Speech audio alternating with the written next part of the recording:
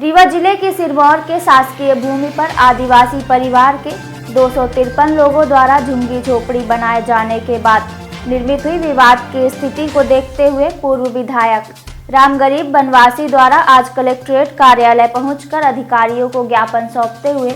शासकीय भूमि के सीमांकन किए जाने की मांग की है। उन्होंने कहा कि सिरमौर परिक्षेत्र के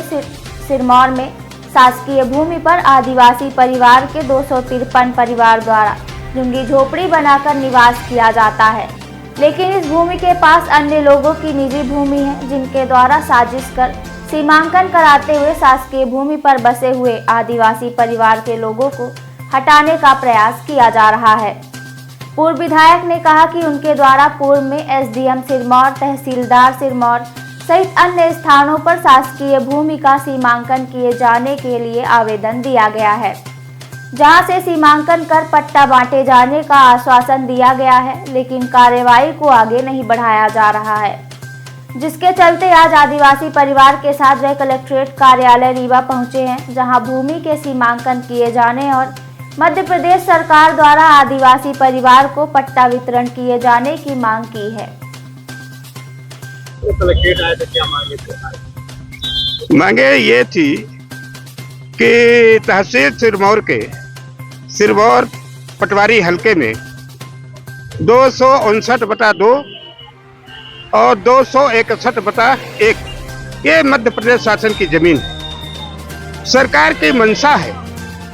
और मंशा पहले से रही है कि भूमिहीनों को जमीन दिया जाए, रहने के लिए घर जमीन दिया जाए, लेकिन ये सरकारी जमीन होते हुए भी सरकार ने इन भूमिहीनों पर और इन सरकारी जमीनों पर ध्यान नहीं दिया कि ये जमीनें जो है 261/1, 259/2 मध्य प्रदेश शासन की जमीन है और सिरमौर तहसील के भूमिहीनों की सूची बहुत लंबी है। इनके पास ना तो रहने के लिए कोई जमीन, ना जोतने के लिए कोई जमीन, उसमें इन लोगों ने मध्य प्रदेश शासन की जमीन मान करके उसमें ये लोग बस गए। वहीं पर 261/2,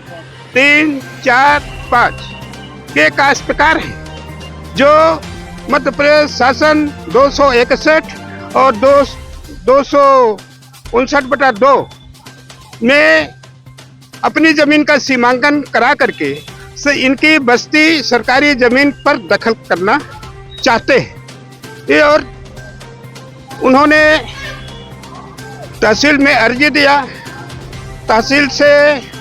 21 तारीख को नोटिस हो गई। उस नोटिस के जवाब में हमने कल इन लोगों के साथ में तहसीलदार सिरमौर को नोटिस का जवाब दिया और जमीन को पट्टे बहाल करने के लिए आवेदन किया, जिसमें उन्होंने लिखा कि कमेटी जांच करेगी और जब तक कमेटी जांच नहीं करेगी तो बेदखल करने की कार्रवाई नहीं होगी। वहां पर करीब 253 लोग रहते हैं। आश्वासन मिला है कि इनकी जो 261 है, 259 है, इनकी सरकारी जमीन को चिन्हित कर सीमांकन करके इनको पट्टा देने के लिए मंजूरी मिलेगी और इनको परेशान करने वाले लोगों को बेदखल किया जाएगा।